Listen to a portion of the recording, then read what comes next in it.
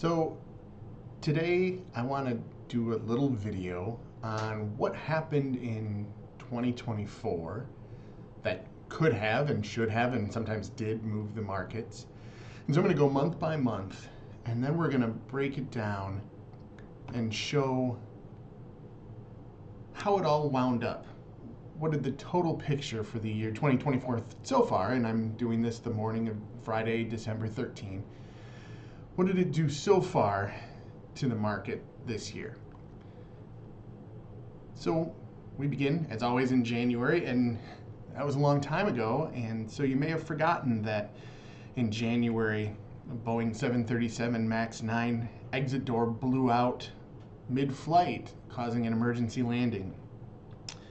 And also in January, Congress approved a stopgap funding bill to avoid a government shutdown at the 11th hour. We were right on the verge of a government shutdown. So that was January. In February, Capital One announced an agreement to acquire Discover Financial. That was the big market news in February. March is when we start to get a lot busier. So the Consumer Financial Protection Bureau issued new rules capping late fees on credit cards. JOANN Stores filed Chapter 11 bankruptcy. The Francis Scott Key Bridge in Baltimore partially collapsed after a collision with a cargo ship, which snarled shipping traffic on the East Coast for quite some time. Sam Bankman-Fried of FTX was sentenced to 25 years for fraud and money laundering. And there was an AT&T data breach that affected millions of customers. In April, GE split into GE Healthcare, GE Aerospace, and GE Vernova. Tesla had to recall all Cybertrucks due to safety concerns related to the accelerator pedal. Legislation was signed into law requiring ByteDance to sell TikTok to a U.S. company within 9 months or be banned in the U.S. And Amazon Web Services announced an $11 billion plan to build data centers in Indiana. In May, we had a few bankruptcies. Rue 21, Steward Healthcare System, and Red Lobster all filed for Chapter 11 in May. The Federal Trade Commission approved ExxonMobil's purchase of Pioneer Natural Resources. And the Department of Justice in 29 states sued Ticketmaster/Live Nation for antitrust violations. We're going to hear about Live Nation again right now in June because they, along with Banco Santander and Snowflake, were impacted by a data breach. Coach USA, which is a bus service holding company, filed for Chapter 11 along with EV startup Fisker. NVIDIA passed Microsoft to become the world's most valuable publicly traded company. And Novo Nordisk announced a plan to build a greater than $4 billion facility in North Carolina to help meet demand for GLP-1 drugs. In July, the EPA fined GM over $145 million for excess vehicle emissions. Skydance Media and Paramount Global announced a merger.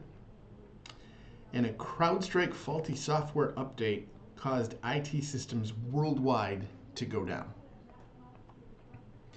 Admittedly, there wasn't a lot that happened that affected the market in August, but personally, my son had knee surgery, so that affected our household, but I don't think probably the markets cared too much about that. In September, old favorite Tupperware filed for bankruptcy, and Hurricane Helene hit the southeast United States. October was another really busy month. Dock workers at 36 ports struck for 3 days. Hurricane Milton hit. FinCEN fined TD Bank $3 billion for anti-money laundering violations. McDonald's had an E. coli outbreak traced to their onions, and American Airlines was fined $50 million for violations of disability laws. November and then December so far, we had a couple more Chapter 11 bankruptcies, TGI Fridays and Spirit Airlines.